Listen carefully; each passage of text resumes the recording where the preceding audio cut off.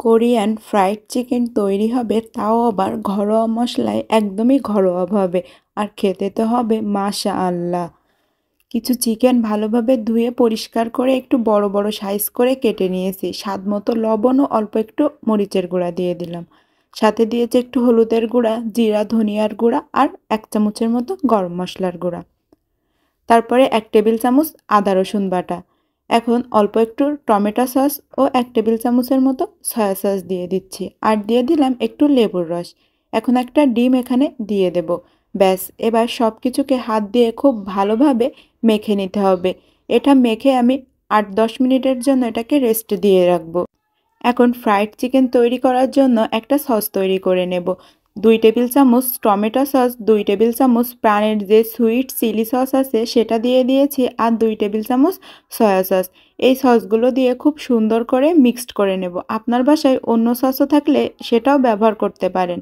এবার ম্যারিনেট করা চিকেনগুলোকে একবার করে ময়দায় এভাবে কোট করে নেব। আটা ময়দা যেটাই বাসায় থাকবে তাতে আপনি এটা কোট করে নিতে পারেন।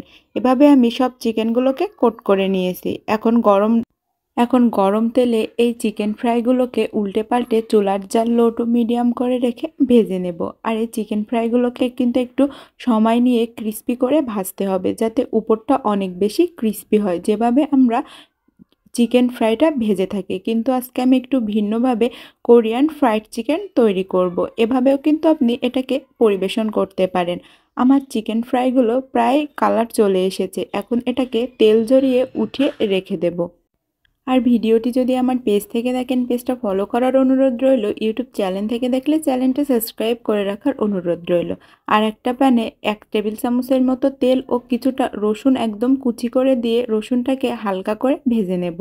তারপরে তৈরি করা সসটা দিয়ে 2-3 মিনিট সসটাকে খুব সুন্দর করে রান্না করে নেব। 2-3 মিনিট পর একটু চিনি দিয়ে দেব। আগে থেকে চিনিটা দিতে আমি ভুলে গিয়েছিলাম।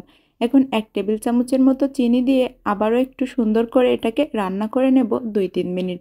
2-3 মিনিট পরে আগে থেকে যে চিকেনটা ফ্রাই করে রেখেছিলাম, এই চিকেনটা দিয়ে 4-5 মিনিট এটা সসের সাথে রান্না করে নিলেই তৈরি হয়ে যাবে কোরিয়ান ফ্রাইড চিকেন।